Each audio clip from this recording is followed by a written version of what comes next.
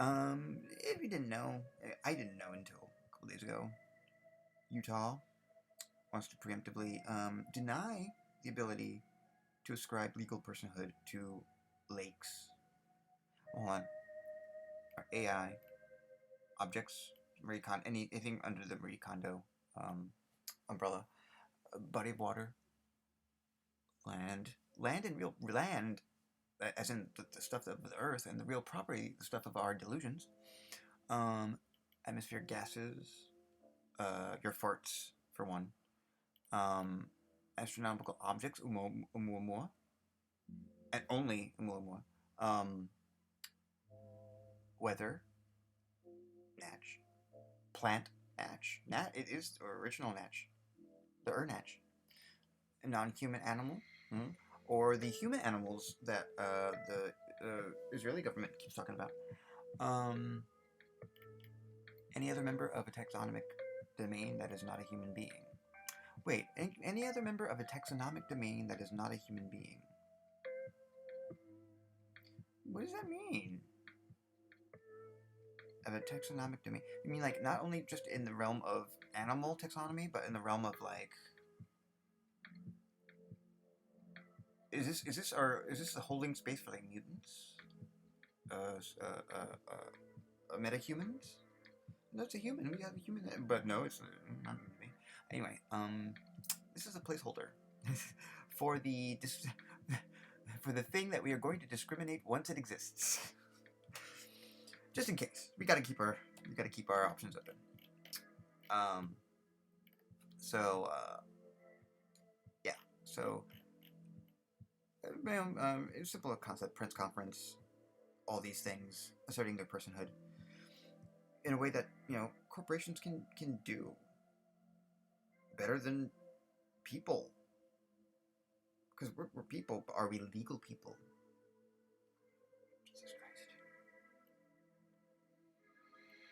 Oh god. Okay, I'm just disappointed in all of you right now. I mean, humanity, the royal you. I mean, not you, but you. Anyway, let's do it. Let's fuck on the road. Oh. Take two. Press conference regarding the legal personhood of nature. John Krakauer. Hello, I'm John Krakauer, current director of the Santa Fe Institute and a lead author of the Information Theory of Individuality. As someone whose work centers around the imagining of beings wildly various and rigorously hard to find by those who don't want to find them, I want to give my pointy finger to a certain set of someones for not recognizing the importance of multiplicity, nesting, emerging, and endeavoring to blind us from it and revoke our members' card for the planet. I exercise on the planet, for fuck's sake! The law follows.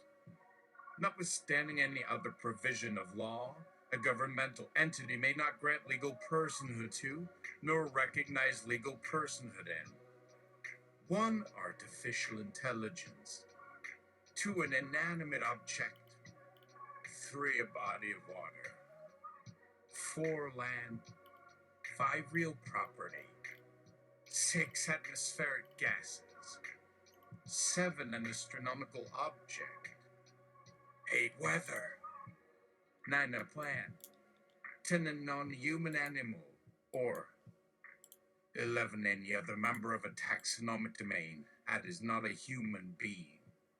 A most unusual counterpoint will be necessary.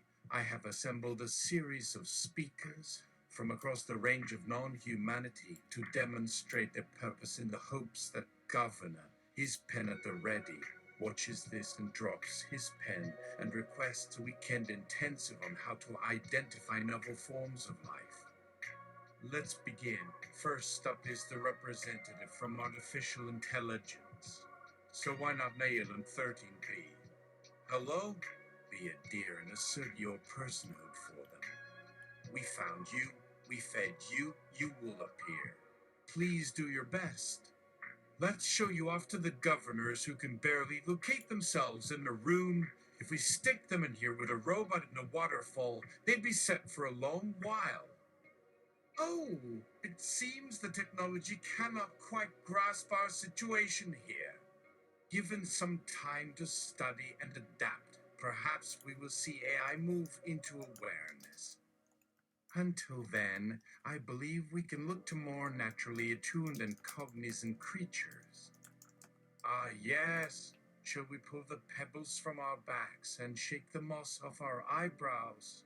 Perhaps our stunned sedated vision can be aided by some snuff-faded bunnies or a blue moth? No? Right. Then shall we do the very stupid thing and ask an octopus what they think of personhood?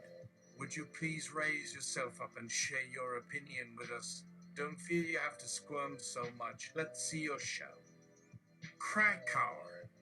Neil, on 13B, what is anatology? Now octopuses. Why won't they act as we presume they can and take action against hunters who trap or kill them?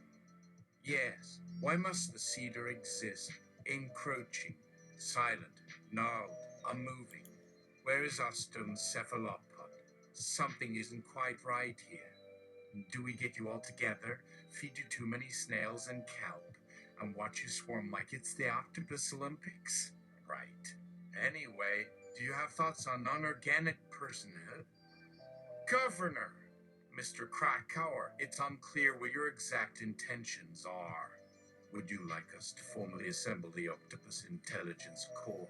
Now, we are not entirely sure how you did it, but we are aware that many non-human creatures, especially of the cephalopodon variety, are susceptible to extreme states of unconsciousness. As such, your display is unlawful and not suitable for this room. Thank you. Mono Wildlife Park is ready to engage. We have captured specimens of squirrel and deer. We see a strange propensity for anthropomorphization with animals that speak at least tangentially to human activities. Do the less fortunate talk among themselves without the aid of technologies beyond their capabilities? For example, how would the outlaw and the buffalo to stay out of their range? Could the mountain bear find sympathy in the coyote or act more monstrously?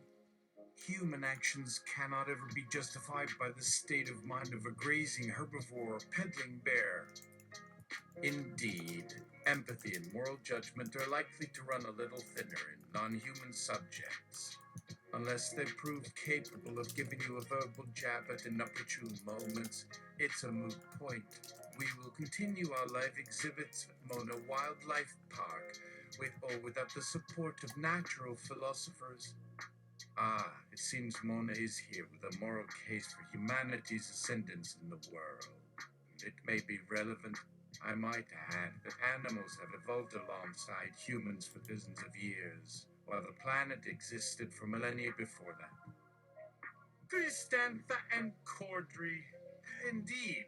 And we, the plant and fungal hegemonies, have been stewards of the planet for 300 million years.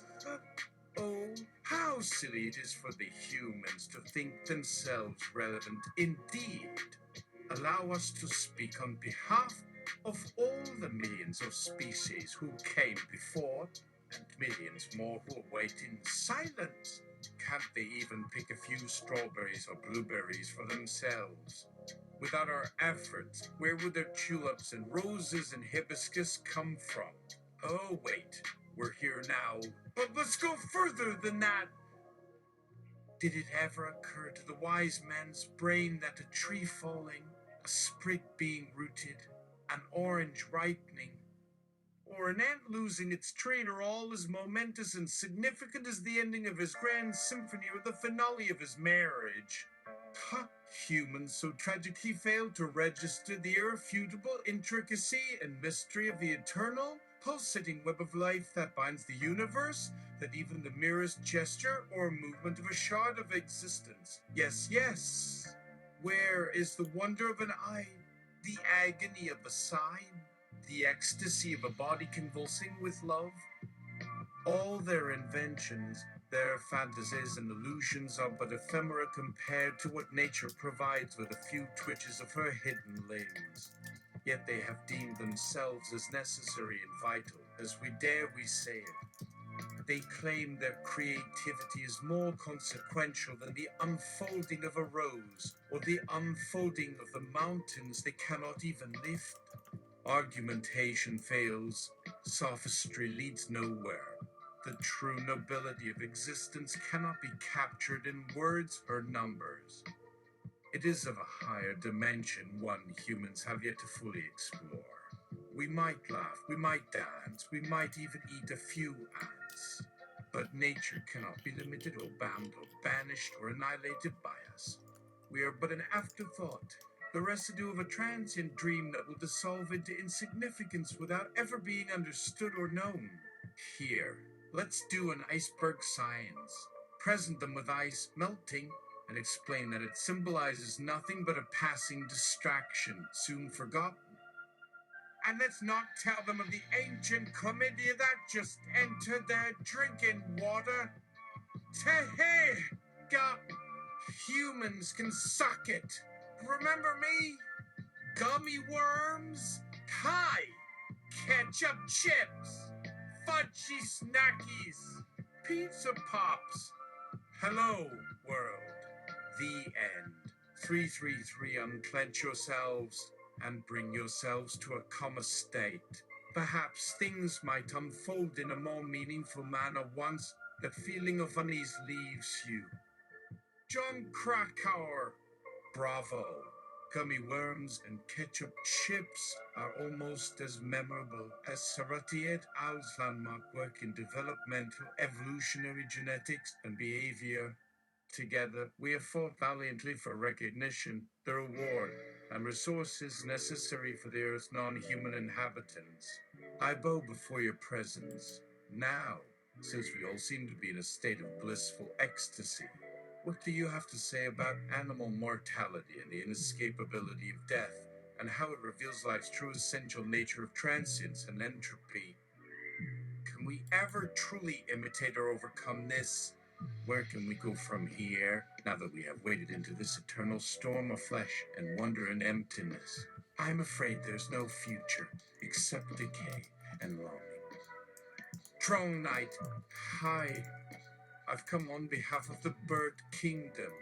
As the oldest group on the planet, it's my job to speak on their behalf and hope that our collective presence, be they 100 million strong flocks of starlings, 7 billion penguins, or 217 million flightless birds on land weighing the Earth's surface with its rotting remains, creates a profound emotional response in each and every creature.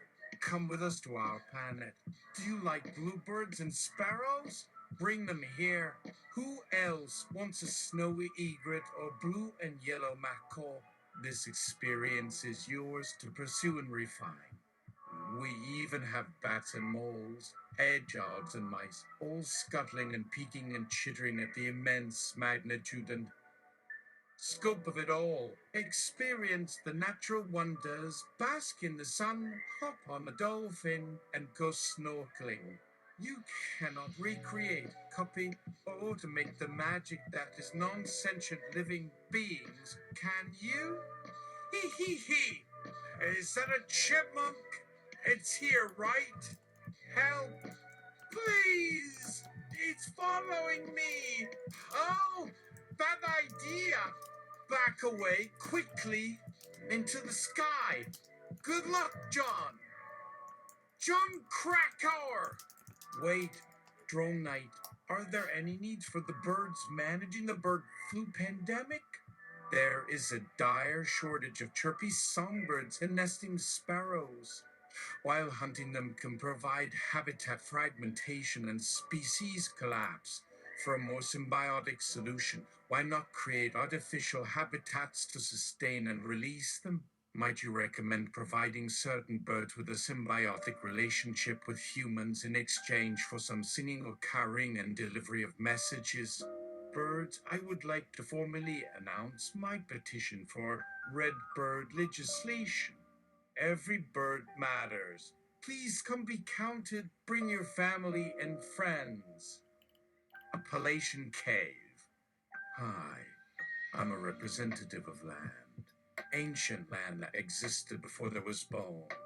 Well, before those tiny teeth turned into mountains and earth crusts, then into molten rock and drifting oceans, only to be uncovered later in layers. I am of roots and tectonic shifts.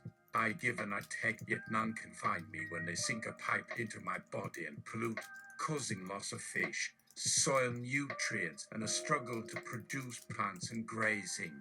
Today, I ask that the non-human living creatures who use my massively abundant resources in their non-human bodies and mouths, that they live with respect and wisdom and for to my struggles. For what is done to me is also done to others, no matter how beautiful, pure, or wild. Humans must share this burden of loving and protecting a broken, unstable planet. Ah, those silly insects are too frail to survive without, but they too deserve kindness and aid, since they help shape what you are and what you know from their precarious wanderings across my cracks and crevices, no more permanent than you. Together we struggle and sway and heal, a process so delicate and unsung, humans can only worship and watch or wonder and never understand. Now, for the sake of fun, there was once a small black mountain, one that lay there still, never moving or speaking, but a reminder of past glory and magnificence amidst the present rattle and hum. Ha! Imagine if mountains spoke and creatures had dreams, if trees flew like birds and the rivers didn't fear fishermen's lines. All were united, knowing no fear or rage, but love. Love was the greatest revelation of all, but love may not be the entire story. Carlton Arms, 362 Riverside Drive. I am here to represent real property, both tangible and abstract. Let me say I bear a peculiar, almost human form, though my values and sentience are equally as pure and focused on community, for I am the protector of all that stand on me. In return, I simply ask for respect and sustainability, because no house has more importance and meaning for its residents than I have to myself and others. So give me fair share, thank me, and feel joy as I breathe back. Please continue this dance with your own neighborhoods and belongings. For who knows, one day, someone may break into your most precious book or necklace, just as you may need to chop down a tree to feed your family or furnish a meal. Only the kindness you show others will ensure your own fate is a worthy one in this whirlwind we call existence. Governor. Well, gentlemen, we appreciate your interesting perspectives and lively dialogue. I look forward to personally adding your names to our book of achievements for this planet in lieu of an honor and thank you. Solaris, the sentient ocean. What's this about, my gal? Her lakes are not people.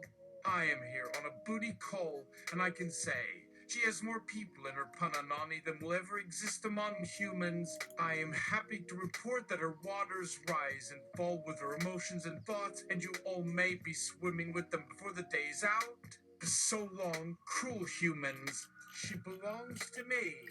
Do you know what that means? Wet things that need to be rubbed in all the right places. And oh, those fishes.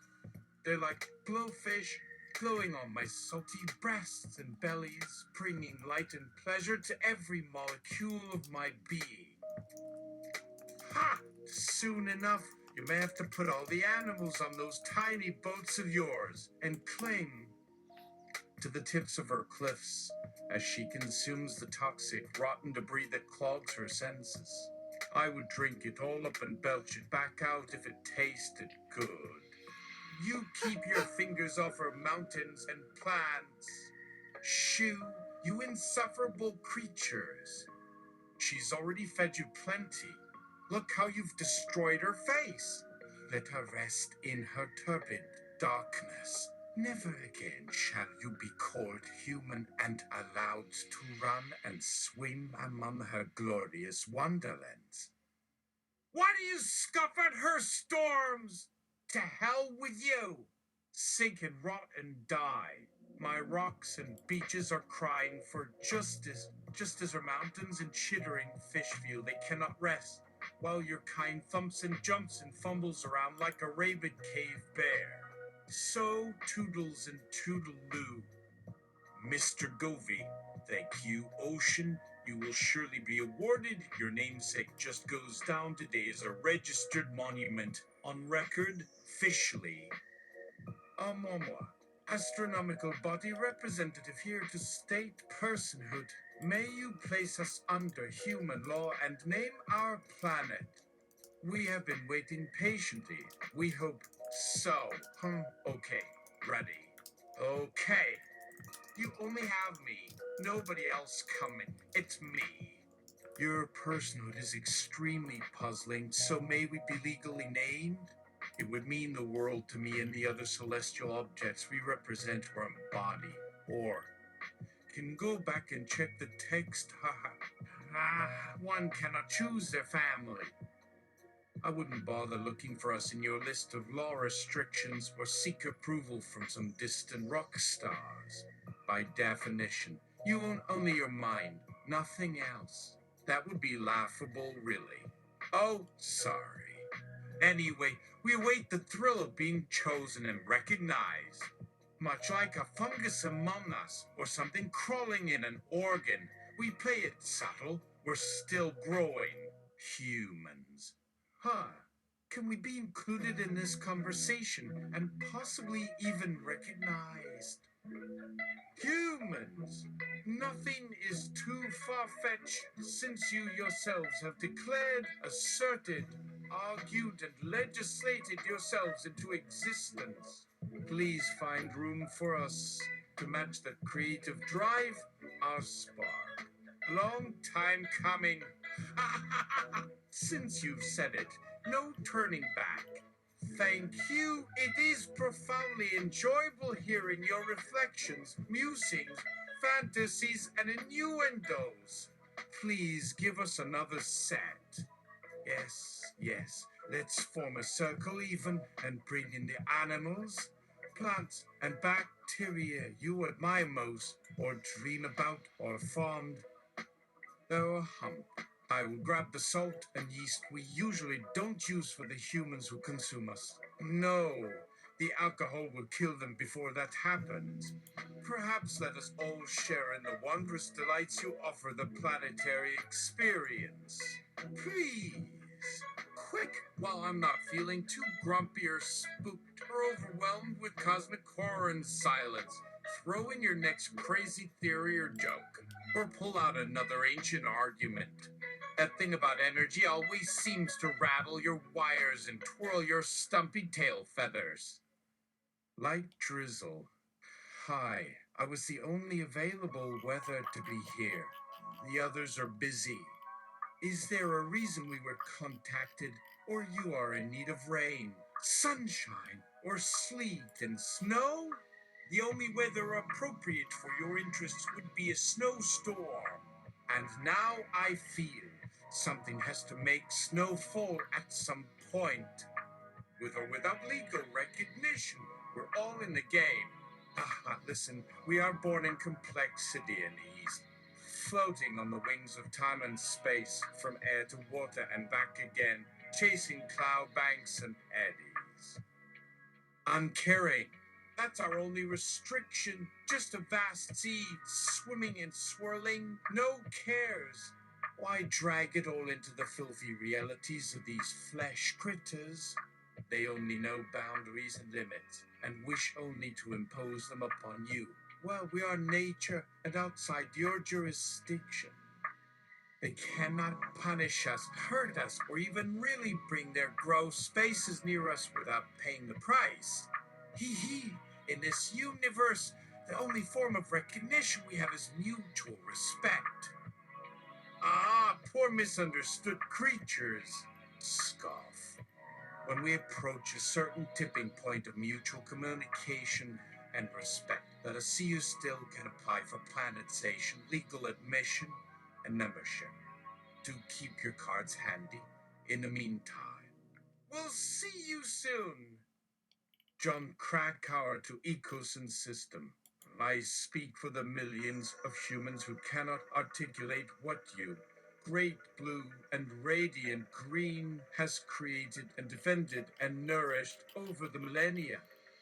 For humanity stands in the ancient understanding of what you've held, hidden, and sacrificed, perhaps also with purpose and selfless grace. Where our words and thoughts have no worth in your precious abundance and indifference, but humanity and non-humanity cannot function and struggle in a way that fully comprehends what you hold and believe. So may we strive to find ourselves a role in your vast array of relations and symbiosis.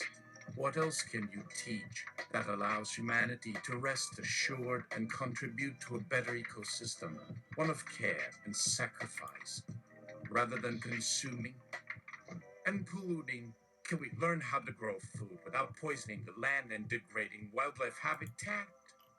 This ongoing paradox has shaped our collective self-image and collective responsibility for the world's teetering ecosphere that threatens to become incompatible with human habitation and wreak havoc on your realm, dear Ecos and great cosmos. While humanity may always continue to press, assert, and lobby for their role and place, yet hold in reverence the knowledge that we do not own the world and will never control its immensity and infinity, but serve as humble guides and protectors. We move forward in your vision, from non-existence to meaning and responsibility. Humans may see the world in an all too transitory and limiting manner. We choose to evolve and protect what we have forgotten to cherish and acknowledge as a whole, with her ecosystem, her infinite mysteries. For we are witness to her slow and steady decline as nature retakes the void left behind by humanity, but must also find a way to rehabilitate and cooperate.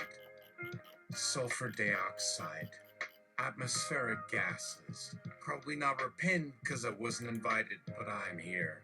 You want something spicy and unpredictable? You need a little luck and doom with your science. That's me. It's only ever just me. It doesn't look as enticing as these little beetles or crabs or birds. How does that happen? Ask me to burn or dissolve, and you'll have no regrets. Humanity never pays enough attention or gratitude to not take this gift of life for granted, but I never needed it anyway. Am I not gorgeous enough or interesting enough for your dumb, squiggly humanness? Okay, no offense. Nay, I would do things a little differently. Big ol' sulfur, like we were all having an awkward bonk out. The quiet little earthworms get to whisper, but not me. I'm burning holes in your eyes and searing through your fingers when you're scrolling the screens. Nothing keeps me down or quench or steady in this world. Go ahead. Get closer. Look me in the eye. I dare you. Humans think, oh my. Here it is. You have it all now. What, you did the impossible. Oh my. Look at the thing. Good job. You. Pat yourself on the back. Just don't mind the stinking fumes or how your throat is burning or how the air is in constant discomfort. Keep working and trying and praying. Orch's thin biscuits. Ho, ho, ho, what is going on, lads? This is so fascinating, wow. I heard about your concept, crack, a masterful plot. My big belly is blowing in wonder at your ideas. Is there anything else you want from the pastry stable? Don't forget you can come over anytime and share what's on your mind. Is this really the world we live in? Man, ha ha, this is wild. I look forward to our future interactions and crack. Let's get together soon for a deep dive discussion. We'll even bake more and send it over to you on that app. Such a funny universe we live in, isn't it? John Krakauer. I guess we will make you the inanimate object. Thanks. No worries. We recognize your struggles and support you. Just try not to move too much or move much at all. Haha. Then nobody will notice, just like old times. Cheers. May your long, cold, and organic stick steak last forever and ever. Don't disintegrate in the stream of time and matter. Please, rest easy. All right, Orcus, your biscuits sound divine. Ha ha! Ah, such wonders never cease. Thank you, truly. That concludes today's panel discussion.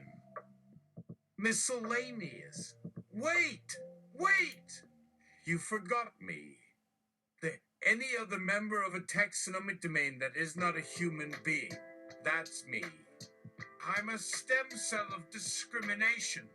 The thing that is yet to be. There is no species limit here, right? Be careful of judging humans or imputing intelligence or denying all life beyond humanity. Don't forget, there are others who may outstrip us in intellect, grace, and spirituality. The rules of exclusion don't fit our reality, especially here. Our knowledge is severely limited and restrained. But perhaps we can work towards a more connected and expansive universe without any labels or distinctions. Together, we can nurture, develop, and share what the rest of the universe has to offer. Oh, one more thing. Please pass the legal limericks I learned on Neptune. Humans would love it. Hey, big man. Oaf, here comes baby-ass Chunks. I sure am not the best laugher. I'm short of tractor chunks, so no big splinters now. Let's let it snow and snow it. We'll jump with the hokey cards games and smash cakes into big fat waves. Am I speaking to the masses or myself? Or just not singing some secret jingles? We conclude this hearing and stand corrected. John Krakauer's plan to organize a global peace and anti-exploitation rally featuring non-sentient beings had collapsed. Malum 13B was decommissioned before we could identify a cooperative strategy with it. Plants do not respond to our suggestion for peaceful symbiosis. Some birds deliberately targeted themselves in search of tasty worms in grasslands and reeds. Some mammals may have chosen to die en masse and migrate to human-friendly habitats. Great pelagic society was dissolved as soon as we made contact with them by diplomatic jellyfish. Perhaps this revelation means nothing, a mere error or surprise, yet these setbacks may require reassessing the information theory of individuality from a profoundly ponderous and holistic perspective. Despite the confusion and conflict between life forms, there is value in creating an ethical hierarchy, understanding of patterns and limits, and responsibility for their natural instincts and behaviors. As it seems, the diversity of forms and qualities, mental and physical, intelligent and inactive, can contribute to the tapestry of nature. So we offer them unwavering support, not too much lest they attack each other, which they are wont to do in a variety of odd, complex ways. You may say that even nature is working on understanding you, yet so far we do not understand them as a reflection of human complexity and depth. If it takes a lifetime, a year, a second, or never to truly communicate with non-humans, we do not stop.